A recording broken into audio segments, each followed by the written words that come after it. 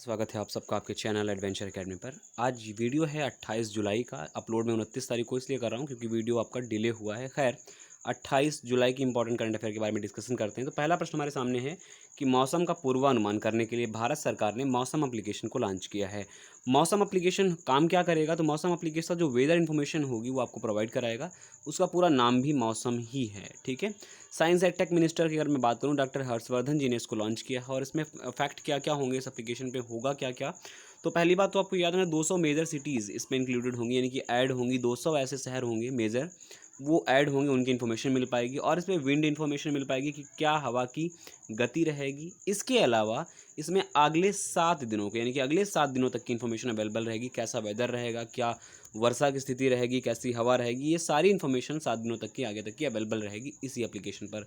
तो इसे science and tech minister doctor Harshvardhan ji ने इसको लॉन्च किया है। तो यहाँ से इतनी बातें आप याद रखिएगा, ठीक है। अगला प्रश्न है कि डीआरडीओ ने डेयर टू ड्रीम चैलेंज को लॉन्च किया है। तो क्या है ये आपका डेयर टू ड्रीम आपका ये एक चैलेंज।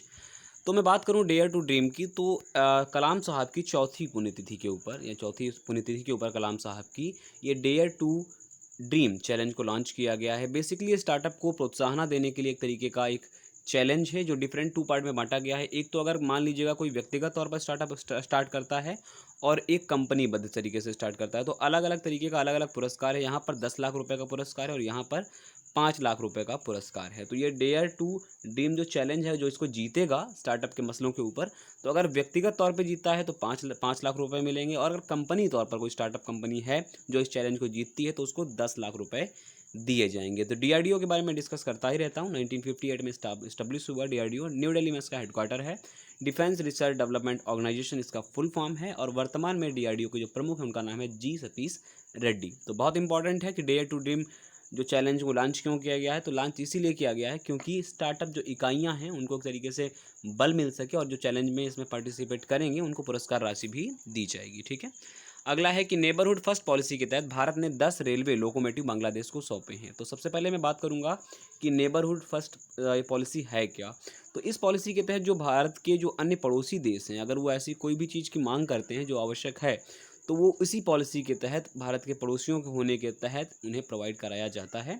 तो इस पॉलिसी के तहत भारत ने 10 रेलवे लोकोमोटिव बांग्लादेश को सौंपे हैं। अब सौंपे क्यों, अगर मैं क्लियर बात करूं ये कि वहाँ पर अभी तक की नैरो गेज थी। नैरो गेज का मतलब मीटर गेज से छोटी जो पटरी होती है वो नैरो गेज कहलाती है। अभी यहाँ पर क्या हो गया है, मीटर गेज का ट्रैक बन गया है। तो बन गया है मीटर गेज का ट्रैक, तो जाहिर सी बात है लोकोमोटिव जैसे हमारे यहाँ चलते हैं इंजन रेलवे के, वैसे ही वहाँ भी अवेलेबल कराए जाने हैं। तो ये दो इस तरीके के जो लोकोमोटिव हैं वो 10, यानी कि डिफरेंट 10 अलग अलग प्रोवाइड कराए गए हैं बांग्लादेश के लिए। तो बांग्लादेश के लिए 2 ट्रेनें भी संचालित होती हैं।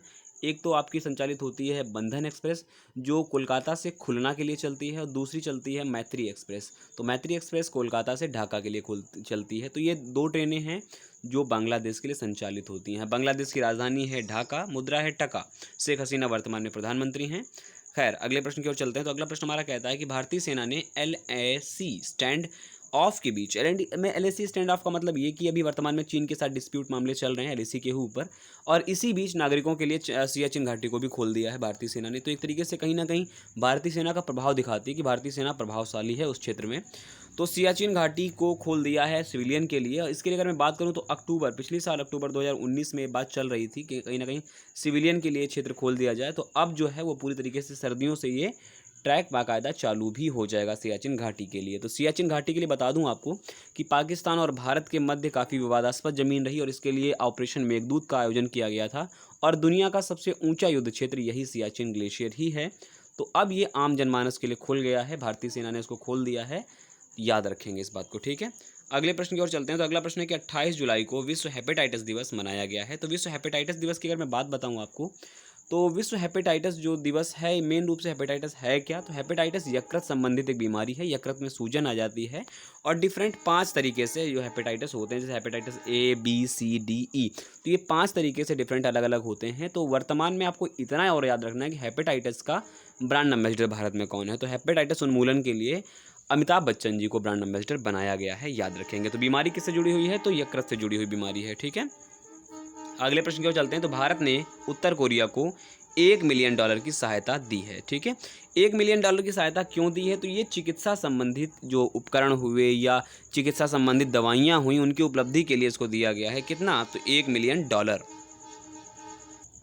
उत्तर कोरिया वही राज्य, वही कह सकता हूँ देश है जो बहुत ही विवादास्पद रहता है।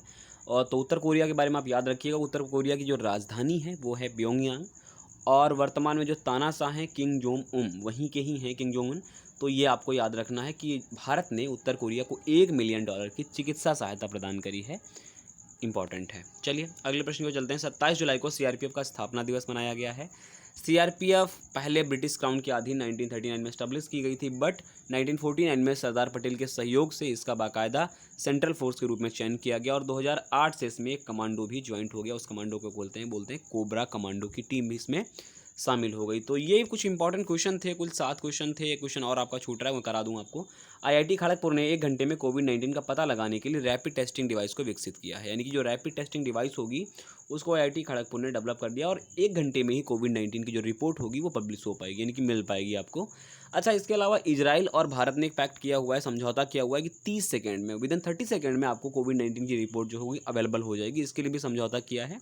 आगे टेस्ट के लिए देखते हैं कितना समय लगता है इस चीज़ के लिए। खैर, लेकिन आईआईटी खड़गपुर ने क्या कर दिया, रैपिड टेस्ट डिवाइस को विकसित कर दिया, जो 1 घंटे में कोविड-19 की जो जानकारी होगी वो जुटा करके दे पाएगी आपको। ठीक है, तो ये आपके लिए इंपॉर्टेंट कुछ क्वेश्चंस थे। आई होप आपको वीडियो पसंद आया हो। वीडियो अगर आपको अच्छा लगे तो लाइक करें, शेयर करें, कमेंट करें, और चैनल को सब्सक्राइब करना ना भूलें। बने रहें हमारे साथ। नमस्कार।